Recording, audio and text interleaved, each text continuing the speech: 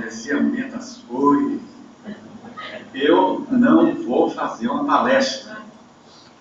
Esses seminários, um seminário de introdução para o pessoal da graduação, dos 3 programas de filosofia, preparando o simpósio. Então, as palestras todas aqui são palestras de preparação para introduzir ao tema. E eu sou introdutor do tema. Eu vou dizer algumas coisas para saber como é que, de repente, a questão da mente e a questão das neurociências se transformaram em questões centrais na reflexão filosófica de hoje. Então, eu vou começar com o problema da assim chamada reviravolta linguística. Vocês sabem que esse é uma terminologia que vem do filósofo norte-americano Richard Rorty, que escreveu um livro exatamente com esse nome, Linguistic Turn. Não é uma palavra nova na filosofia. Já Kant falou de uma revolução copernicana. Os alemães falam de virada, Wende. E em Portugal se fala de viragem. Quer dizer, como queiram, o giro, tudo isso diz respeito a quê? Há uma forma diferente de articular a filosofia enquanto teoria. A filosofia é fundamentalmente uma teoria e ela se articula teoricamente em quadros diferentes. Como pela primeira vez fez muito claro isso Carnap, né? Embora falasse apenas de uma moldura, um quadro linguístico, linguistic framework, mas na realidade o que ele estava querendo dizer é que a filosofia se articula a partir de quadros teóricos diferentes.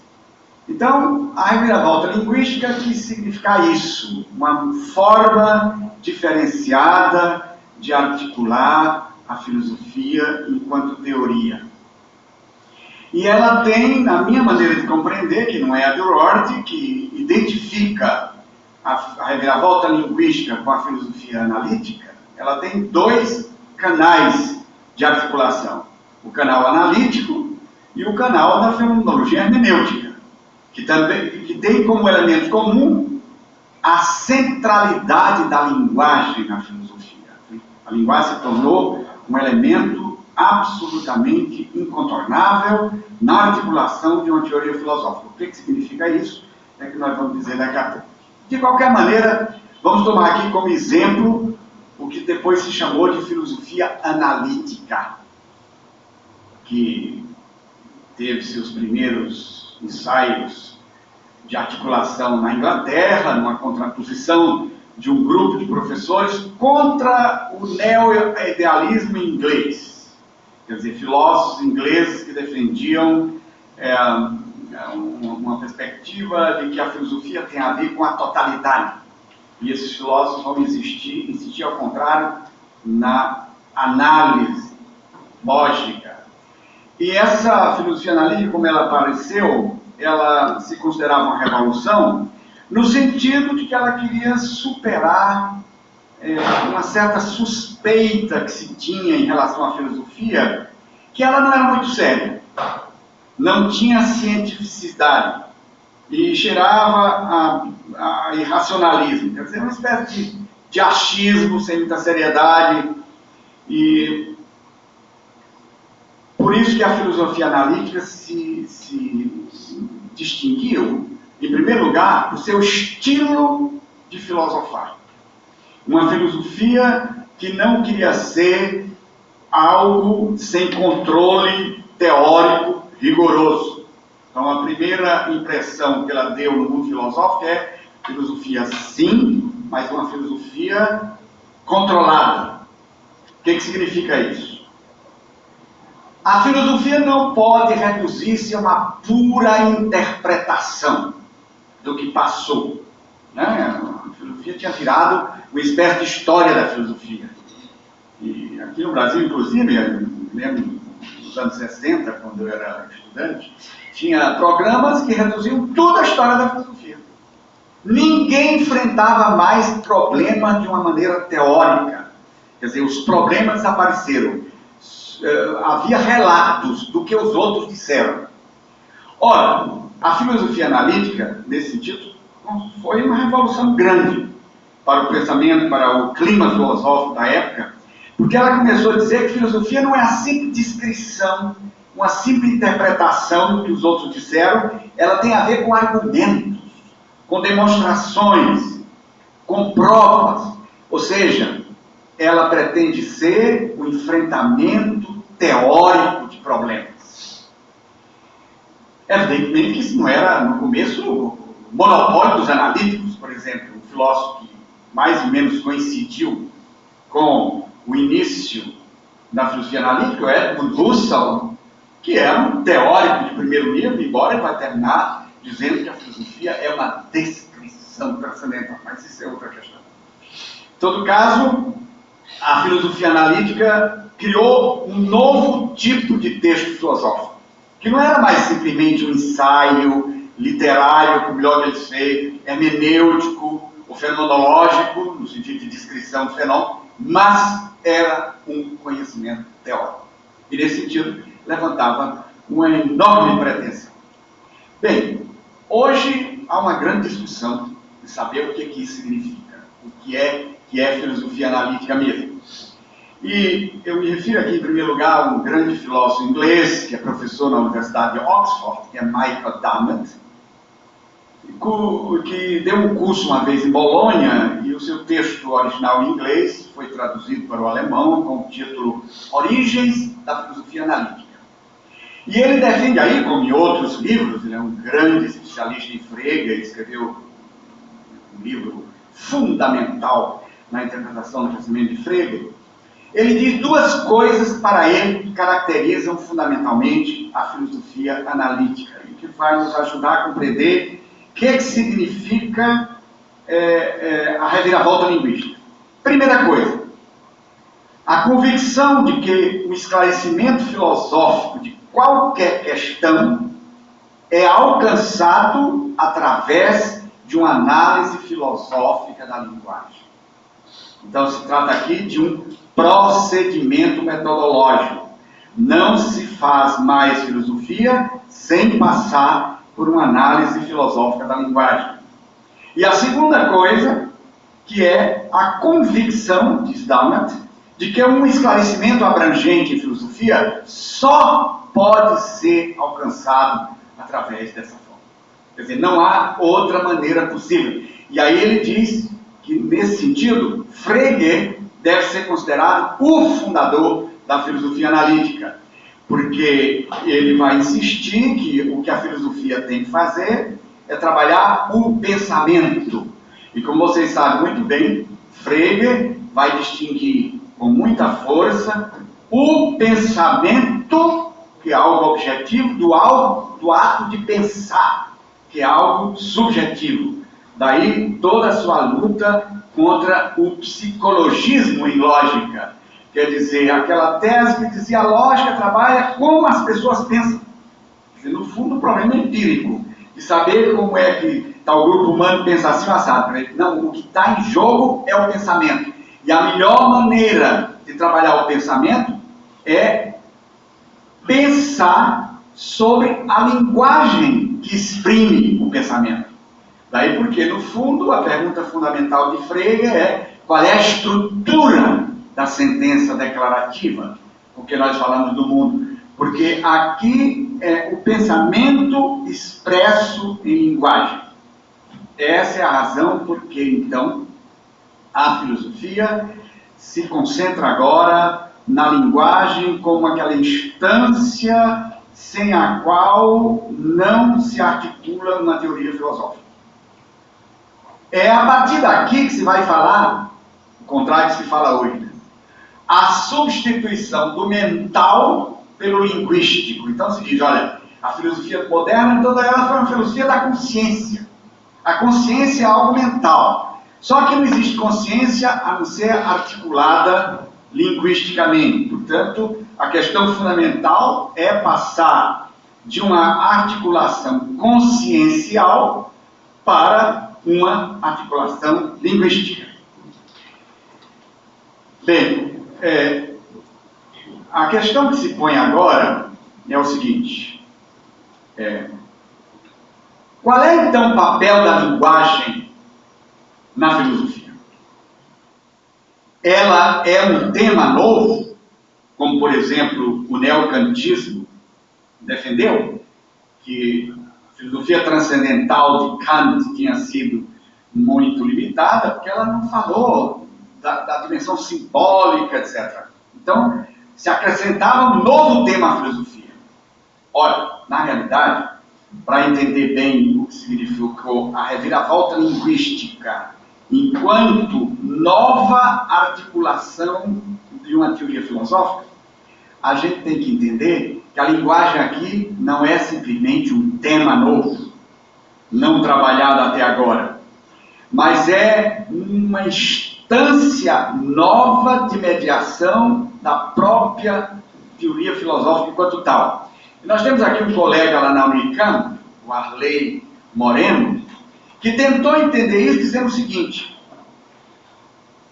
há aqui uma mudança de matriz, quer dizer, uma mudança de quadro teórico, no sentido de que o lógico passa a exercer a função transcendental.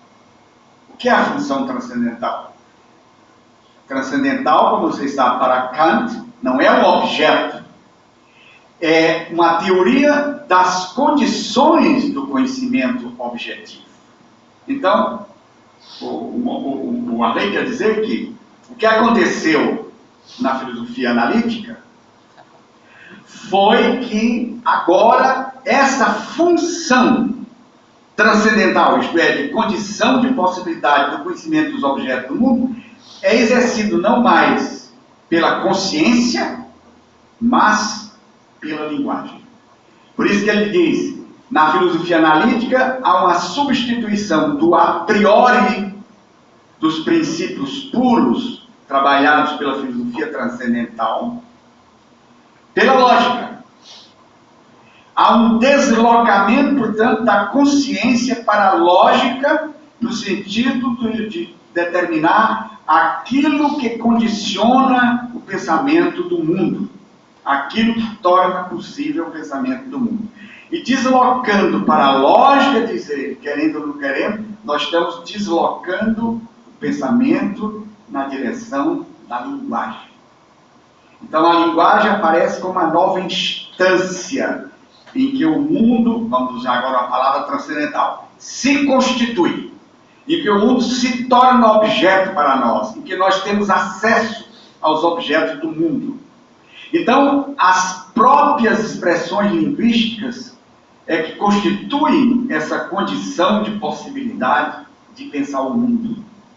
E, portanto, o Arley faz aqui uma coisa semelhante ao que faz aquele filósofo alemão, lá da Universidade de Tübingen, naturalmente hoje já é emérito, Ernst Tugendhat, que diz que a filosofia analítica, ela não é uma forma nova, completamente nova, frente à tradição de Kant. Porque a revolução de Kant consistiu em fazer da filosofia não mais uma teoria dos objetos, mas uma teoria que reflete sobre as condições de possibilidade do conhecimento dos objetos. Ele chama isso uma postura reflexiva. Ou seja, a filosofia deixa de ser uma simples teoria do mundo para se transformar numa reflexão sobre aquilo que torna possível o conhecimento do mundo. Ora, o que traz de novo a reviravolta linguística, que se articulou para ele, em primeiro lugar, na filosofia analítica? É que no lugar da consciência, no lugar da mente, diríamos hoje, se põe a linguagem. E a linguagem, então, a grande instância mediadora do conhecimento.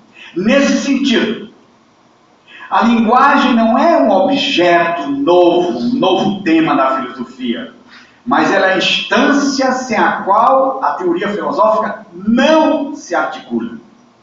E eu acho que compreender isso é uma coisa fundamental. E engraçado que isso foi dito logo por um dos primeiros articuladores da filosofia analítica, e depois isso foi esquecido. que é Moore, que disse: filosofia analítica não é uma philosophy of language, não é uma filosofia da linguagem, mas é uma philosophy through language, é uma filosofia através da linguagem. Né? A linguagem é o pressuposto teórico, metodológico de articulação de uma teoria filosófica. E nesse sentido, o nosso colega lá de Florianópolis, o Celso Braida, que durante um certo tempo foi aqui professor da Unifor, escreveu um livrozinho precioso, em 2013, Filosofia e Linguagem. E lá ele faz isso com muita clareza. E a gente pode resumir a ideia central dele numa frase aqui que ele escreveu na página 76 desse livro: o real experimentado, enfrentado e vivido no curso da existência humana, individual e coletiva, é ele mesmo estruturado pela consciência. Quer dizer, o nosso conhecimento não é uma fotocópia. Há um trabalho, se é que a gente pode chamar assim, da parte do cognoscente, do sujeito. Só que para ele, o que é novo na filosofia analítica é que a consciência já é sempre perpassada e constituída pela linguagem. Então, nesse sentido, a linguagem é a grande mediação. Bem, a filosofia analítica se articulou através dos tempos em diferentes formas. Até uma das formas de compreender isso por exemplo, pegar as dimensões da linguagem.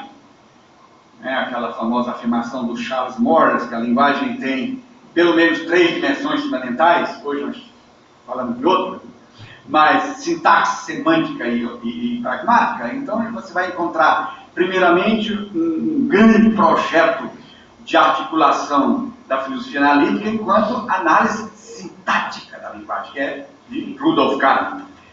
Wittgenstein, no Tractatus, elabora o que seria uma filosofia, se ela fosse possível, ela seria uma filosofia articulada semântico-ontologicamente. E no segundo Wittgenstein, a grande reviravolta na direção da pragmática, né? Até chegar hoje ao inferencialismo de Robert Brenner. Mas essa história de que a consciência pode simplesmente ser substituída pela linguagem não ficou assim tranquila. Sempre de novo voltavam filósofos a falar sobre atos mentais, sobre representações, sobre processos mentais, até que pouco a pouco se foi articulando uma pergunta fundamental: qual a natureza real dos processos e estados mentais? E é a partir daí, quando se começou a tematizar cada vez mais a mente humana como elemento fundamental, se começou a falar de uma mudança de paradigma na filosofia, ou de uma nova reviravolta na filosofia, que agora não mais linguística, mas mentalista. A filosofia da mente, para muitos filósofos, começou a ocupar o lugar que na filosofia analítica clássica era atribuída à filosofia da linguagem. E é nesta perspectiva que no fim do século passado se começou a falar de reviravolta mentalista. Ou seja, a filosofia da mente, como dizem os italianos, os povos que falam línguas latinas normalmente falam de filosofia do espírito, embora na concepção clássica havia uma distinção entre os gregos e medievais entre 3 dimensões da vida humana: o corporal, o psíquico ou seja, o psíquico, o mental e propriamente o espiritual. Essa distinção desapareceu e que surgiu com toda a força foi o problema mente-corpo, o psíquico propriamente falando. Ou seja, a mente não era simplesmente algo psíquico, como se considerava no passado. Então, a filosofia do espírito, né, como falam os franceses, o espírito vai cada vez mais ocupando o lugar e a função que a filosofia analítica tradicional atribuía à linguagem.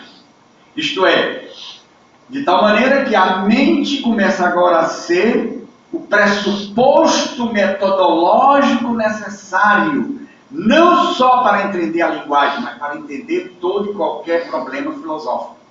Quer dizer, de novo, há uma analogia grande aqui entre linguagem e mente, porque assim como a linguagem não era um objeto da filosofia, mas era o pressuposto metodológico a partir de onde todos os objetos poderiam ser enfrentados filosoficamente, agora, no lugar da linguagem, a mente. Portanto, o fundamento objetivo de uma análise filosófica enquanto tal. E isso significou também uma reviravolta epistemológica muito grande. E é a partir daqui que a gente pode compreender a relação com as ciências, e de uma maneira muito especial, as neurociências. Então, mente e neurociências. É o seguinte, é que no domínio dos estados mentais, no enfrentamento da compreensão dos estados mentais, ocorreu o desenvolvimento da ciência do cérebro, as investigações da chamada inteligência artificial, daquilo que depois se denominou ciências cognitivas, muito ligadas, inclusive, à teoria da computação. Então, há filósofos que hoje dizem que a cognição é um conjunto de maneiras pelas quais o sistema natural ou artificial adquire, armazena e trata a informação. Ou seja, quer se trate de informações perceptivas, através dos sentidos, quer de informações simbólicas, através da linguagem dos códigos, ou de informações formadas em outros meios, tais como imagens, esquemas, etc. Ora, a finalidade, então, desse tipo de conhecimento científico é estudar a natureza das representações e processos entendidos com categorias neurofisiológicas. Daí porque a filosofia, assim chamada filosofia da mente, se ligou fortemente às ciências neurofisiológicas. E analisar as maneiras segundo as quais um organismo interage com seu meio ambiente, através destas representações. Ora, tudo isso que eu estou dizendo agora, de uma maneira muito caricatural, tudo isso contribuiu para deslocar a linguagem do lugar central na investigação filosófica e substituí-lo por uma teoria da mente, como o pressuposto metodológico fundamental de todo o empreendimento filosófico. A tal ponto de que foram surgindo grupos que disseram: nós não queremos mais saber de linguagem. Essa história de filosofia da linguagem desembocou no mais profundo relativismo, no historicismo, quer dizer, tirou qualquer objetividade da filosofia. Sobretudo o grupo dos atuais ontólogos franceses, né, o Badiou, o Mensayou e essa gente, vai dizer nada de ontologia com filosofia da linguagem. Não queremos fazer ontologia e acabou-se. E há um outro grupo também, a nível de língua inglesa, de certa maneira capitaneado por Williamson, que é professor em Oxford, aliás, esteve aqui em Fortaleza no ano passado, diz sim, filosofia ontológica, metafísica, mas não tem que passar necessariamente considerações linguísticas. Em língua portuguesa, talvez o maior representante dessa corrente ontológica sem mediação linguística é o professor Branquinho, que é professor em Lisboa e que esteve conosco aqui mais de um ano. Como? Branquinho. João Branquinho, que publicou um dicionário, aliás, muito útil, de termos lógico-filosóficos, pela Martins Filho. Bem, então, isso significou, como eu estava dizendo, pouco a pouco, a substituição de uma teoria da linguagem, como uma mediação incontornável de uma teoria filosófica, para uma teoria da mente, que agora teria esse... Agora, a revolução metodológica, que ao meu ver em grande parte foi provocada por Quine, ela significou que aos poucos se foi dizendo não há diferença estrutural entre o conhecimento filosófico e o conhecimento científico. Então, filosofia constitui um tipo de conhecimento que não difere das ciências, a não ser com relação à abrangência de suas questões. Então, isso vai ser para Quine uma questão básica. A filosofia põe questões que dizem respeito a todas as ciências, mas não tem uma estrutura de conhecimento diferente. Ou como o Habermas vai dizer, ela não tem uma verdade diferente que a verdade das ciências. Ela é uma ciência. Só que é uma ciência que toma conta daquilo que é abrangente. Então, nessa postura, a física se considerada cada vez mais uma função fundamental que abrange o conhecimento, no fundo, de todo o real. Também os fenômenos da esfera da vida, do espírito, da mente, são, em última instância, manifestações físicas complexas. E, por essa razão, devem ser explicados fisicamente. Nesse sentido, se começou a reduzir todos os fenômenos a fenômenos físicos. E se deu a isso um nome, como sempre, o fisicalismo. Que, no fundo, na minha compreensão, é uma teoria metafísica. Porque faz uma afirmação que diz respeito a tudo.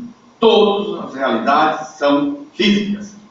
Toda a realidade individual existente é física, é coisa física, portanto são físicos os estados mentais, as mudanças mentais ou psicológicas, isto é, são apenas estados e processos sofisticados do sistema físico complexo que é o cérebro. Numa palavra, tudo que é atribuído à mente é mais corretamente atribuído ao cérebro. Claro que hoje existe uma enorme reação a isso. O Cícero é especialista aqui, um dos grandes filósofos, um australiano muito jovem, que manifesta que o naturalismo tem uma postura, em última instância, incoerente.